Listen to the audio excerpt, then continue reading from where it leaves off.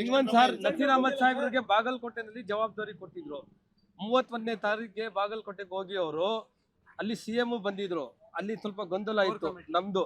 ಅಲ್ಲಿ core committee second ಅಂಜುಮನ್ನು ಮತ್ತು ಲೀಡರ್ಸ್ದು ಅಲ್ಲಿ ಎಲ್ಲ ಸರಿ ಮಾಡಿ ಸಿದ್ದರಾಮಯ್ಯ ನಜೀರ್ ನೀವು ದಾವಣಗೆರೆದು ಬೇಡ, ನೀವು ಇಲ್ಲೇ ಇದು ಬಾಗಲಕೋಟೆದಲ್ಲಿ ಇರಬೇಕು, ಇಲ್ಲಿ ಏನಿದೆ ಗೊಂದಲ ಎಲ್ಲ ಸರಿ ಮಾಡ್ಬೇಕು ಅಂತ ಹೇಳಿ ಆಯ್ತು ಅಂತ ಹೇಳ್ಬಿಟ್ಟು ನೆಕ್ಸ್ಟ್ ಡೇ ಸುರ್ಜೇವಾಲಾ ಮತ್ತು DK ಶಿವಕುಮಾರ್ ಅವರು ಇಬ್ರು ಅಲ್ಲಿ ಹೋಗ್ತಾರೆ. ಅದು ಎಲ್ಲ ಏನೇನ್ ನಡೆದಿದೆ ಎಲ್ಲ ಹೇಳಿದಾದ್ಮೇಲೆ ಕೋರ್ ಕಮಿಟಿ ಒಂದು ಮಾಡ್ತಾರೆ. ಬಸವರಾಜ ರಾಯರೆಡ್ಡಿ, ನಸೀರ್ ಅಹಮದ್ ಸಾಹೇಬ್ರು, ಸತೀಶ್ ಜಾರಕಿಹೊಳಿ ಇವರೆಲ್ಲ ಸೇರಿ 7 ದಿನಾನು ಅಲ್ಲೇ 7ನೇ ತಾರೀಕುವರೆಗೂ ಅಲ್ಲೇ ಇರ್ತಾರೆ. ಬಾಗಲಕೋಟೆದಲ್ಲಿ ಇರಿ. ಅಲ್ಲಿ ಏನೇನ್ ಕೆಲಸ ಏನಾಗ್ಬೇಕು, ಸುಮಾರು 42,000 ಜನ ಮುಸ್ಲಿಮ್ಸ್ ಇದಾರೆ ಅಲ್ಲಿ. ಅಲ್ಲಿನ ಮುಸ್ಲಿಮ್ಸ್ ಏನು ನಮ್ದು ಲೀಡರ್ಸ್ ಇದಾರೆ, ಅಲ್ಲಿನ ಉಲ್ಮಾ ಇಕ್ರಾಮ್ ಎಲ್ಲ ಸೇರಿ ಪ್ರತಿದಿನ ಒಂದೊಂದು ಬೂತ್ಗೆ ವಾರ್ಡ್ಗೆ ಹೋಗಿ ಅಲ್ಲಿ ಎಲ್ಲಾರ್ಗೆ ಕನ್ವಿನ್ಸ್ ಮಾಡಿ ನಾವು ಏನ್ ಕಾಂಗ್ರೆಸ್ ಪರವಾಗಿರಬೇಕು, ಕಾಂಗ್ರೆಸ್ ಸರ್ಕಾರ ಇದ್ರೆ ನಮ್ಗೆ ಏನಾಗ್ತದೆ, ಏನ್ ಅನುಕೂಲ ಏನಿತ್ತು ಎಲ್ಲ ಹೇಳಿ ಒಪ್ಪಿಗೆ ಮಾಡಿ ಎಲ್ಲ ಕರೆಕ್ಟ್ ಮಾಡಿದ್ರು. ಇದು ಆದ್ಮೇಲೆ 10ನೇ ತಾರೀಕು ಏನ್ ಸುಮ್ನೆ ಇವ್ರು ಬಾಂಬ್ ಫಿಟ್ಟಿಂಗ್ ಮಾಡಿರೋದು, ಅದಕ್ಕೆ ಏನು ನಸೀರ್ ಅಹಮದ್ ಸಾಹೇಬ್ರು ಇದು ಯಾರ್ದು ಹೆಸರು ಇವರು ಹೇಳಿಲ್ಲ. ಹಾಗೆ ಹೇಳ್ಬೇಕಂದ್ರೆ ವಿಟ್ನೆಸ್ ಇರಬೇಕು. ನಾವ್ ಏನ್ ತಪ್ಪು ಮಾಡಿದ್ರೆ ತೋರಿಸ್ಬೇಕು, ನಾನು ಈ ತರ ತಪ್ಪು ಮಾಡಿದ್ವಿ ಅಂತ ಹೇಳಿ. ಅದು ಏನು ತಪ್ಪಿಲ್ಲ. ಸುಮ್ನೆ ಬಾಯಿಗೆ ಬಂದಾಗ ಏನೇನು ಮಾತಾಡಿದ್ರೆ ನಾವೆಲ್ಲ ಕಾಂಗ್ರೆಸ್ ಜೊತೆ. ವಂಶೋದಯ ಆಸ್ಪತ್ರೆಯಲ್ಲಿ 24x7 ಎಮರ್ಜೆನ್ಸಿ ಕೇರ್ ಲಭ್ಯವಿದೆ. ಆಘಾತ, ಹೃದಯಾಘಾತ ಅಥವಾ ಪಾರ್ಶ್ವವಾಯು ಆಗಿರಲಿ, ತುರ್ತು ತಜ್ಞರ ತಂಡವು ಅತ್ಯಾಧುನಿಕ ಉಪಕರಣಗಳೊಂದಿಗೆ ಅಗತ್ಯವಿರುವಾಗ ತ್ವರಿತ, ಪರಿಣಾಮಕಾರಿ ಮತ್ತು ಪರಿಣಿತ ಚಿಕಿತ್ಸೆಯನ್ನ ನೀಡುತ್ತಾರೆ. ಹೆಚ್ಚಿನ ಮಾಹಿತಿಗಾಗಿ ಸಂಪರ್ಕಿಸಿ 7270 ಅಥವಾ 9141066685. ನಮ್ಗೆ ಅನ್ಯಾಯ ಆದ್ರೆ ನಮ್ ಧಾರ್ಮಿಕ ಗುರುಗಳು ಏನ್ ಹೇಳ್ತಾರೆ ಅದು ಒಂದ್ ಪಕ್ಕ 101% ಅವ್ರು ಏನ್ ಹೇಳ್ತೀವಿ ಅದೇ ಮಾಡೋದು. ಅದು ಮಾಡಿದ್ದಕ್ಕೆ 92% ವೋಟಿಂಗ್ 2023 ನಲ್ಲಿ ಸಿಕ್ಕಿದೆ ನಮ್ಗೆ ಕಾಂಗ್ರೆಸ್ಗೆ.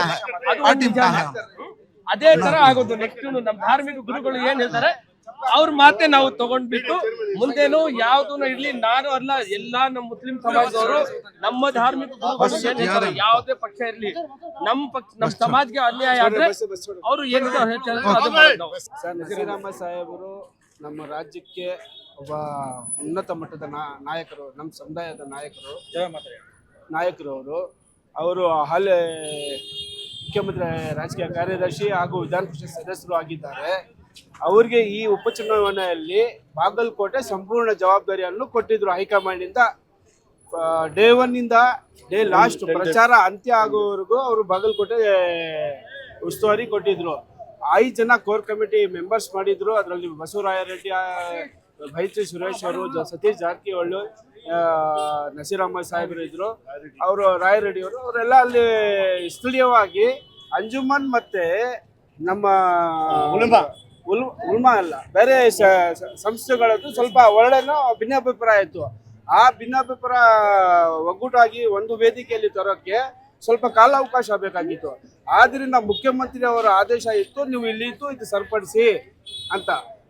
ಆಗ ಮುಖ್ಯಮಂತ್ರಿ ಖುದ್ದು ಬಾಗಲಕೋಟೆ ಬಂದಾಗ ನಸೀರ್ ಅಹಮದ್ ಸಾಹೇಬರು ಕೇಳಿದ್ರು, ಸರ್ ನಾನು ದಾವಣಗೆರೆಗೆ ಬರ್ತೀನಿ ಅಂತ. ದಾವಣಗೆರೆಯಲ್ಲಿ ಇದ್ದಾರೆ ಲೀಡರ್ಸ್ ನೋಡ್ತಾ ಇದ್ದಾರೆ, ಬಟ್ ಇಲ್ಲಿ ಸಮಸ್ಯೆ ಇತ್ತು, ನೀವು ಇಲ್ಲೇ ಇತ್ತು ಬಗೆಹರಿಸಿ ಅಂತ ಹೇಳಿದ್ರು. ಅದಕ್ಕೆ ಅಲ್ಲಿ ನಸೀರ್ ಅಹಮದ್ ಸಾಹೇಬರು ದಾವಣಗೆರೆಗೆ ಹೋಗೋಕ್ಕಾಗಿಲ್ಲ. ಹಾಗೂ ಮುಖ್ಯಮಂತ್ರಿ ಆದೇಶನ ಇತ್ತು, ಕೋರ್ ಕಮಿಟಿ ಇವ್ರ ಮೇಲೆ ಜವಾಬ್ದಾರಿ ಇತ್ತು, ಇದೆಲ್ಲ ನಿಭಾಯಿಸ್ಕೊಂಡು ಅವರು ಅಲ್ಲಿ ಇದ್ರು. ಅವ್ರದ್ದೇನು ತಪ್ಪಿದೆ? ಪಾರ್ಟಿ ಈ ತರ ಒಂದು ಸ್ಟೆಪ್ ತಗೊಂಡಿರಿದ್ರೆ ನಮ್ಮ ಮನಸ್ಸಿಗೆ ನೋವು ಆಗಿದೆ, ನಮ್ಮ ಧರ್ಮಗಳವ್ರಿಗೆ ನೋವು ಆಗಿದೆ.